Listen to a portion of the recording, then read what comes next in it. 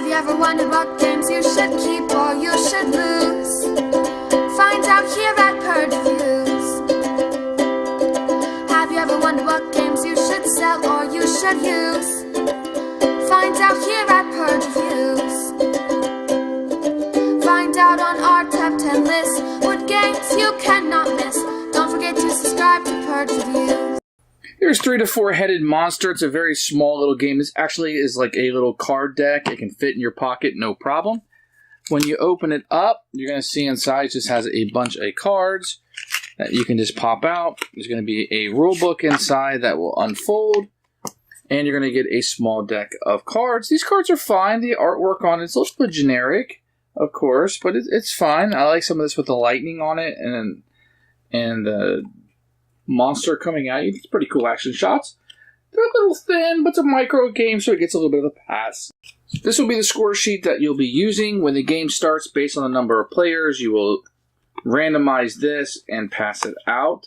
So it will depend on how many players that you have. And what you'll be able to do is, if there's 3, you'll take one of these out. If there's 4, you'll include it, shuffle these up, and everybody gets a random card.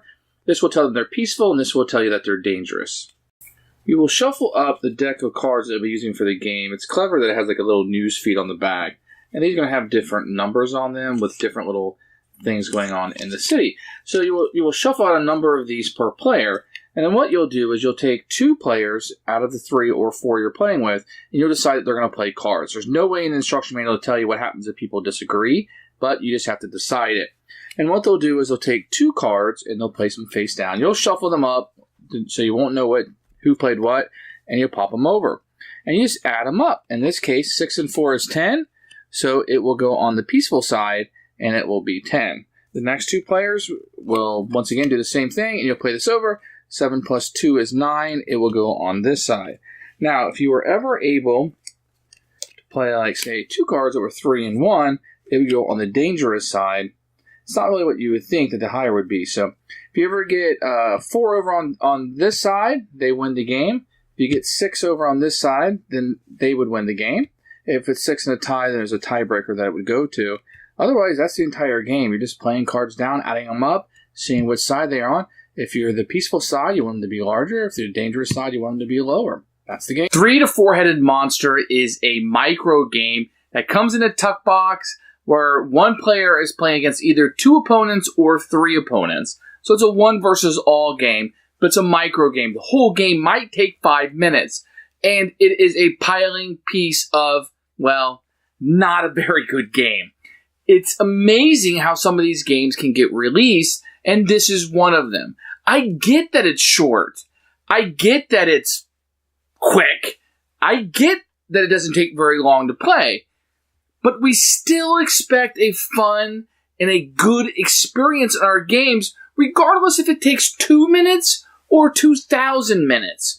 And to be very honest with you, I think publishers lose sight of this. Yes, we will forgive some things in a game if it's shorter. We will be okay with more luck if it's shorter, and we want less luck if it's longer. That's pretty well established for most gamers, or maybe there's a bell curve to that, okay?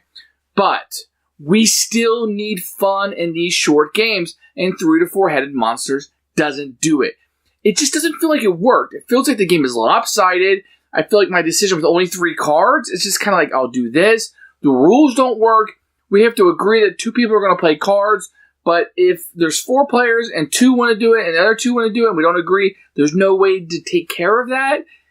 It's just not a fun experience. This is what I would tell you to stay really far away from. Sure, it's cheap, but you still need to get something for that money. Go buy a pack of bubble gum instead. I think it's worth more than this game. This is an absolute purge. There really is nothing to see here, and there are much better micro games on the market. Absolutely steer clear of this one. Thanks for watching the video. I really appreciate you tuning in. If you liked it, please like it and hit that little subscribe button. That really helps out the channel, lets us know that you're getting the videos that you want. If you agreed or disagree with what I said, feel free to comment below. I'd love to hear what you have to say, and I promise that I will comment back. Thanks for watching, and everybody else, keep playing games.